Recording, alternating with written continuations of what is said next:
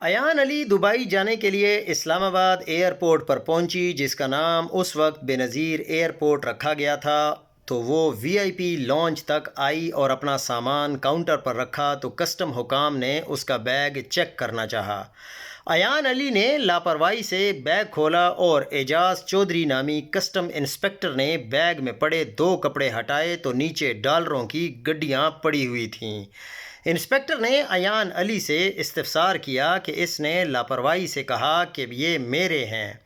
اعجاز چودھری نے کہا، میڈم مجھے یہ رقم زیادہ لگ رہی ہے، کم و بیش $5000 سے زیادہ کیش لے جانا غیر قانونی ہے۔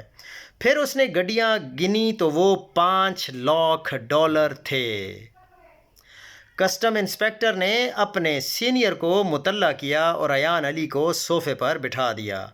ایان علی کو کوئی پریشانی نہیں تھی، اس کے لیے یہ روز کا معمول تھا، لیکن اعجاز چودھری کے لیے یہ غیر معمولی بات تھی۔ وہ جانتا تھا کہ ایان علی ہفتے میں 2 مرتبہ دبئی جاتی ہے اور اس کے سامان کی کوئی خاص چیکنگ نہیں ہوتی اور کسٹم کا عملہ ہی اسے ہینگر تک لے کر جاتا ہے۔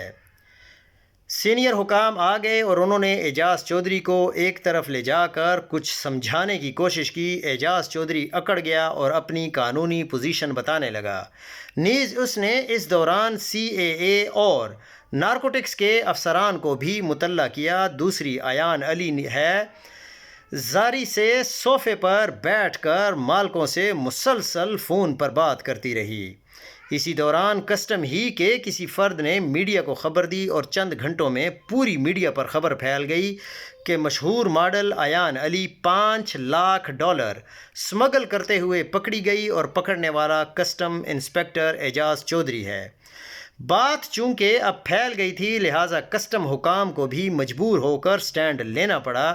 انہوں نے ایان علی کے سفری دستاویزات اور ڈیٹا کی انکوائری کی تو صرف 1 سال میں ایان علی 43 بار دبئی کا سفر کر چکی تھی۔ ایان علی نے دوران تفتیش اقرار کیا کہ وہ اپنے ذاتی اخراجات اور شاپنگ کے لیے ڈالر ہی لے کر جاتی تھی۔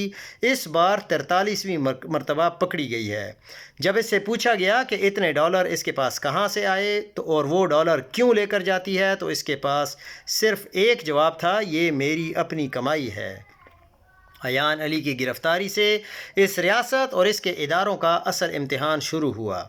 وہ جیل گئی، پھر جب پیشیوں پر آتی تھی تو پورے سرکاری پروٹوکول کے ساتھ بیش قیمت برانڈ کے ڈریس اور تازہ میک اپ کر کے عدالت آتی تھی۔ اسے جیل کے 5 سٹار بیرک میں رکھا گیا۔ کمرے میں دنیا کی ہر سہولت موجود تھی۔ وہ جیل میں امپورٹڈ منرل واٹر پیتی تھی اور ناشتے میں امریکن اور چائنیز فوڈ کھاتی تھی۔ اسے ورزش کی مشینیں مہیا کی گئیں۔ اس کا فون اور لیپ ٹاپ کسٹم حکام کے پاس تھا، لیکن اسے ایک اور فون دیا گیا۔ اس کی خدمت کے لیے پوری جیل کا عملہ وقف تھا۔ ایان علی ملکی تاریخ کی پہلی قیدی تھی جسے جیل میں 5 سٹار ہوٹل کی سہولیات دی گئیں۔ ایسی سہولیات ذوالفقار علی بھٹو جیسے شخص اور نصرت بھٹو اور بے نظیر بھٹو سمیت آصف زرداری اور نواز شریف تک کو نہیں دی گئی تھیں۔ حتیٰ کہ جتنی بھی بڑی بڑی سیاسی شخصیات جیل گئی ہیں انہیں یہ سہولیات نہیں ملیں۔ مریم نواز سمیت جس کے پاس آدھے پاکستان کی ویڈیوز ہیں اور آدھے لندن اس کی جائیداد میں آتا ہے، دوران تفتیش جو کچھ ہوا اس سے ہر شخص باخبر ہے۔ لیکن اس سب کے بیچ جو سب سے زیادہ متاثر ہوا وہ کسٹم انسپکٹر اعجاز چودھری تھا۔ اس کے افسران اسے ملامت کرتے اور اس کے کولیگز اسے نفرت بھری نظروں سے دیکھتے۔ عدالت کے احاطے میں اسے دھمکیاں دیتے، اسے نامعلوم نمبروں سے کالیں آتیں، اسے دھمکیاں دی جاتیں، لیکن وہ اپنی جگہ کھڑا رہا۔ اسے ہر قسم کا لالچ دیا گیا، لیکن وہ کیس سے 1 انچ بھی پیچھے نہیں ہٹا۔ اس کی ترقی روک دی گئی اور بجائے اس کے کہ اسے انعام دیا جاتا، اسے پابند کیا گیا کہ جب تک کیس کا فیصلہ نہیں ہوتا وہ کسٹم کاؤنٹر پر خدمات نہیں دے گا۔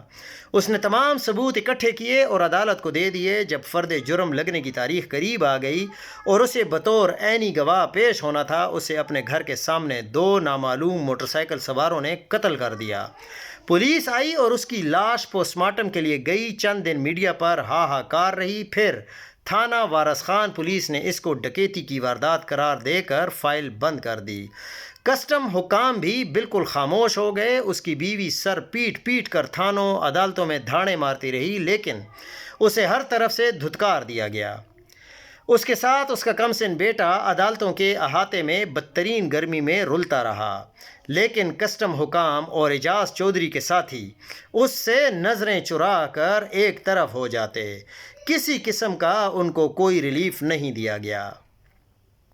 اعجاز چودھری مر گیا تھا۔ عدالت نے ایان علی کو منی لانڈرنگ کیس میں اور اعجاز چودھری کے قتل کے FIR میں نامزد ملزم کی حیثیت سے بری کر دیا اور اسے پاسپورٹ واپس دے دیا۔ آج ایان علی دبئی کے سب سے مہنگے ترین علاقے میں رہائش پذیر ہے۔ اس کے پاس ڈوج کی سپورٹس کار ہے۔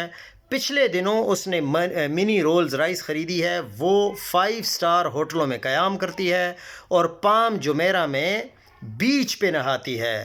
رہا اعجاز چودھری تو وہ قبر کے اندھیروں میں اتر گیا۔ اس کی بیوی اور کمسن بیٹا 3 مرلے کے مکان کی بوسیدہ دیواروں پر اس کا عکس ڈھونڈتے ہیں۔ اس کے شیو کا سامان اور تولیہ اور وردی اس کی بیوی نے سنبھال کر رکھے ہیں، لیکن اس نے فیصلہ کیا ہے کہ اپنے بیٹے کو کسٹم میں بھرتی نہیں کرائے گی۔ اس کے ساتھی اس کی خالی کرسی کو آج بھی دکھ سے دیکھتے ہیں۔ اعجاز چودھری کی روح اسلام آباد کے پرانے ایئرپورٹ کی فضاؤں میں دیکھی جا سکتی ہے۔ اس کی موت کا سایہ آج بھی اسلام آباد ایئرپورٹ پر سایہ فگن ہے۔